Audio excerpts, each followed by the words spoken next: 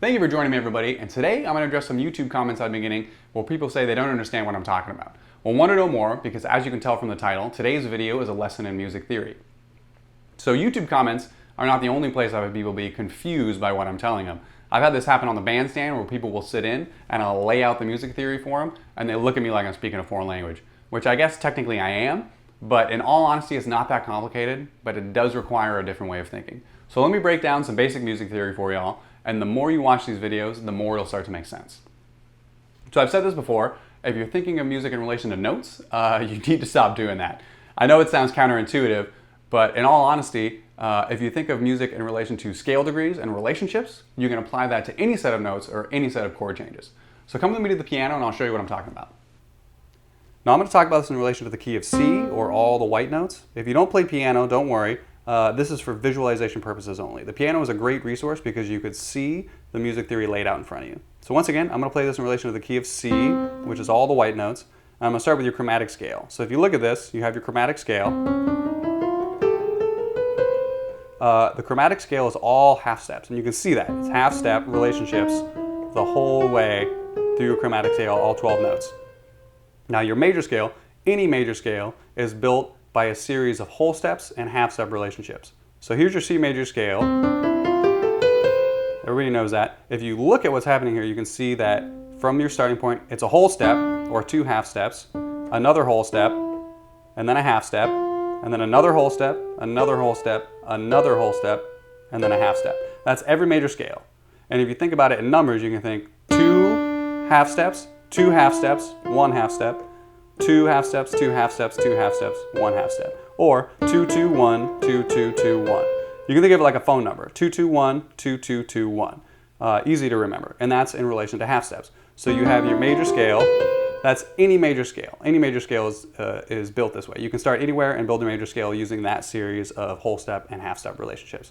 Now where this gets interesting is how this scale functions in relation to its resolutions. So every scale, every major scale, has what we call chord tones, and those are tones that are stationary. They don't want to move, they're resolved. So you have the 1, the 3, the 5. That's your most basic chord, otherwise known as a triad. And these notes are stationary. They don't want to resolve anywhere, they sound good. Now the rest of the notes are what you're left with. You have the 2, the 4, the 6, and the 7. Now those notes all want to move. So if you listen to this, you have all these. There's a lot of tension there. So if you listen, they all have a specific way they like to resolve. So we have the tone, the root note, that's your 1, your tonal center. Now the 2, you can feel this tension, there's not a ton there, but you can hear how it wants to resolve. This is your chord. This wants to resolve down to your 1. Your 2 wants to go to your 1. Then you have your 3, stationary. Your 4, it's a half step relationship. Your 4 really wants to resolve to the 3.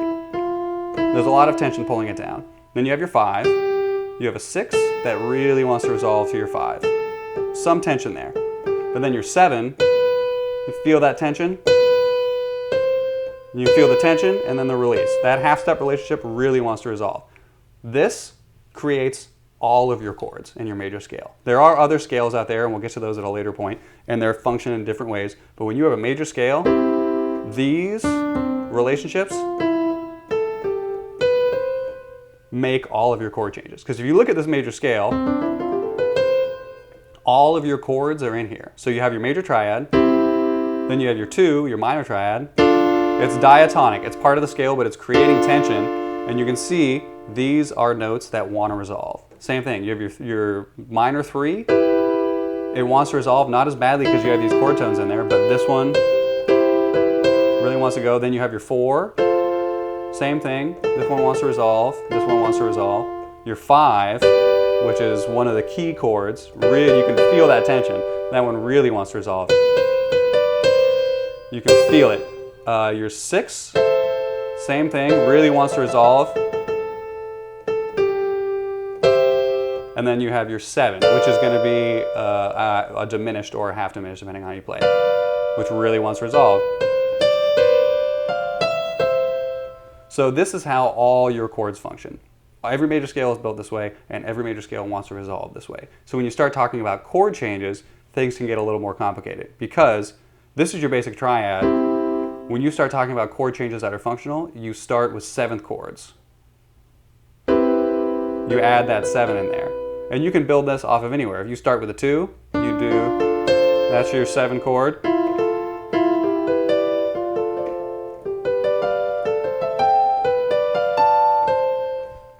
So you can see how these are all creating tension. So the way these functions, if you're with your 2 chord, for instance, you have your 2 chord here, this wants to resolve. This is very undefined. These are all not chord tones that all want to resolve. Now you can move this down, but you can also put something before that. So if you're on a 2 chord, your 2 really wants to go to your 5. And let's talk about how that happens. So here's your 2 chord. That's your 2 with a 7. It's your 2 with a 7. Now this one, if you're moving to your 5 chord, how is your 5 built? Your 5 is built 5, 7, 2, 4, which has a lot of tension. You can feel it. So if you want to go to there, this is part of your 5 chord, this is part of your 5 chord, this is not, and this is not. So this one wants to resolve down, and this one wants to resolve down. So you go from here, and then these 2 just step down. And then these 2 step down. So you see, these things naturally want to resolve. This is how chords function. Everything wants to move back to the starting point, and that's how all your chords are built. Now I'm going to end this first theory lesson right there for now. In the next one we're going to talk about 13 chords and upper extensions and why I call certain things 11s and 13s instead of 4s and 6s. And how you have to alter different chords to make them dominants, to make them resolve in a 3-6-2-5. We're going to get into all that. There's, a dozen different scales out there and ways to build scales, and there's like Asian approaches. This is all Western theory. There are different approaches from different cultures that approach music differently and have it resolve differently. But for what we're doing and for what most music is, this is the basis of how it functions. You have your diatonic major scale. It's built off of 2-2-1, 2-2-2-1, that relationship, and those things resolve how they resolve. It just works that way. And that builds all your chord changes. And there are alterations you can add in to make more tension or more color or have more interesting things going on. But we're going to end right there for now. And then in the next couple of videos, we'll address it as we get more complicated. So there you have it. I hope you enjoyed this first lesson in music theory. Subscribe, smash the like button, and I'll see y'all in the next one.